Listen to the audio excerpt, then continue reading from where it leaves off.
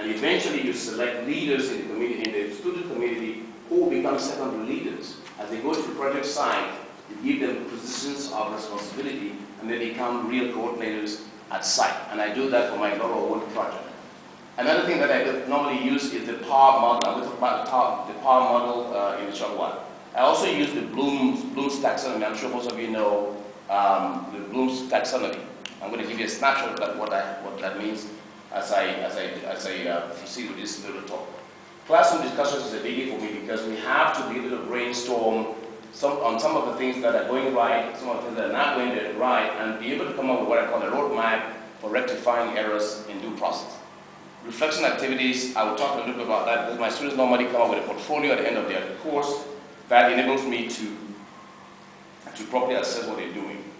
So the POWER model, which I referred to, is actually comprised of 4 phases: the preparation phase, the action phase, the reflection phase, and the evaluation phase. And as you see in the preparation phase, it is crucial that you enable learners, that you prepare learners for service learning experiences that will increase the likelihood for them to become positive role models in the community. You prepare them to have a proper grasp of logistics, the concept of service learning itself, which is very elusive for some communities, because those are defined in very different ways based on the community context. In the action phase, I actually then get students involved directly, indirectly in the project using communities, selected projects in the community, and using leaders in the community.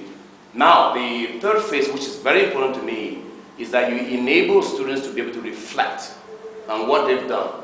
Actually, for me, when they do present their portfolio, there is a reflective journal that they have to turn in to me to show what they gained from that particular learning project, when they utilize the knowledge for, and how that will contribute to their competitiveness when they leave the university and they're job hunting, and they're faced with a lot of cultural, disciplinary, and probably even professional challenges as they find themselves on the job market. So this process of self-reflection really involves a lot of critical thinking about the learning experience, the examination of attitudes, beliefs, and assumptions, as well as stereotypes about the communities in which they've engaged for the entire semester. The semester is actually 15 weeks.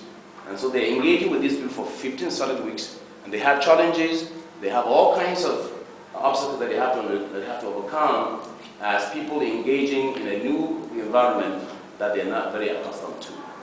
Okay?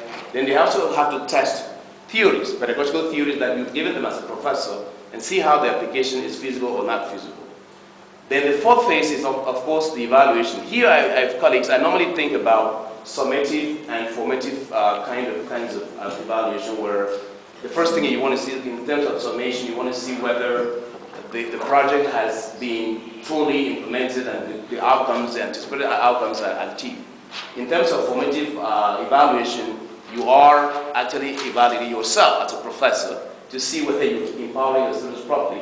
And you can also allow students using their journal to reflect on their own learning process to see whether they've been active participants in the learning process. I talked about the Bloom taxonomy as one of the pedagogical paradigms that I use to empower students. You can find this inverted pyramid which empowers students to reflect on the knowledge in the community. Think the second level will be comprehension. How do you put the factors together? Then they can apply knowledge. They can analyze concepts in the community. They can synthesize to bring 5 different little aspects together to come up with a whole. And then they can do what they call value judgments using the evaluation process.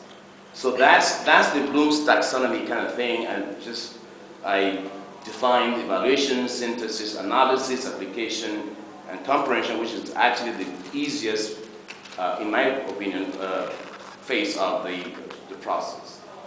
I want to talk a little bit about community partnerships, because this is really important, because sometimes you design a course, you have your objectives, but when you meet community leaders, they have their own kinds of objectives that may come as counterpoints to your anticipated outcomes.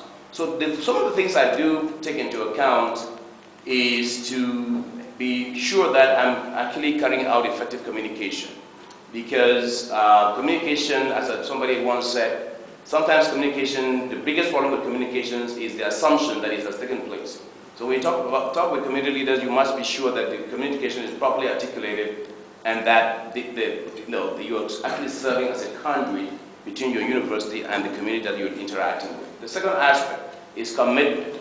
You have to be committed to what you're doing. You have to be fully engaged in the project that you're doing and to make sure that you're following through with projects and that you are actually achieving the outcomes that you set up to do. There must also be, in my mind, a certain degree of compatibility between learning outcomes and the vision of the community that you're interacting with. Because like I said earlier, they may have their own kinds of visions and that may be counterproductive if you don't take those into account. And the last thing that I want to take into account that I normally do is cultural literacy. We have all kinds of social dichotomies and cultural dichotomies in the United States that could really be stumbling blocks if you gloss over them. And so I make sure I educate my students in things like, same-sex marriages. I mean, things like cultural artifacts and things like that. They have to know that before they get. So you prepare them mentally so that they can get into the community well prepared for that. You have to start planning very early, colleagues. Make sure that you're not rushing. Make sure that you actually conscientize your colleagues in the department. Like I said earlier, not the department, the community. Like I said earlier, sometimes I even share my draft syllabus with my partners in the community to see if they have some kind of input. And generally, I have a lot of positive input from them. You have to share your learning objectives as well with the community. And some of the things that I do discuss in terms of assets and needs, I ask them the right questions. I invite community partners to visit the campus from time to time. I actually meet with them twice in the semester to see whether they have some kind of input that may be productive for me in terms of my learning outcomes achievements. And I also decide how kind of media that I use to stay in touch with them. Generally, it's email and phone calls. Okay, learning assessment benchmarks. This is something that is very challenging for most of us engaged in, and I've asked questions here about that. What kind of benchmarks do you use in order to be able to assess your service learning projects to ensure that you are actually doing what you set out to do? So you have to share with students what the expectations are, how they will be assessed. These are always very clearly stated in my, I think, 8 or 10 page syllabus. They hate that.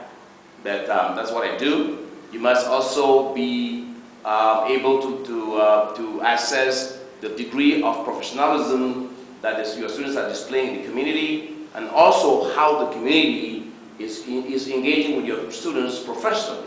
And that could range from all kinds of things, beginning from its cultural and racial stereotypes down to socio-economic class differences and so on and so forth. The process is also very important. You can assess your process by taking into account the effectiveness of your problem-solving skills, the ability to implement collective decisions that you've taken together with your students and the community, your target community. And then you can do what we normally do at the end of the semester. After 15 weeks, we bring together all the service learning groups on campus. By the way, I should have mentioned that I belong in the College of Arts and Sciences. But every college on the campus has, of course, naturally a series of departments, and they all engage in community service. So the idea of interdisciplinary collaboration in service learning course design is the biggie one. And of course, like the intellectuals that we are, there's what we call the turf wars. Somebody is in applied linguistics and say, I don't have anything to do with your nursing program or with your agricultural program or your legal domain. You are there and here, so we are trying to bridge those gaps so that we can actually talk with a single voice. Let me talk about my own now. This is my baby that I've been nursing for over 3 years at the University of Indianapolis. It's called Language Without Borders. I designed this course because when I got to Indianapolis, I was very anxious, even though I'm a linguist and language professor. I decided to be able to come up with something that will meet the vision of the university. So I designed a course title, because my specialty is languages. I decided to design this course titled Language Without Borders, and I do recruit students, students enroll on campus, and I take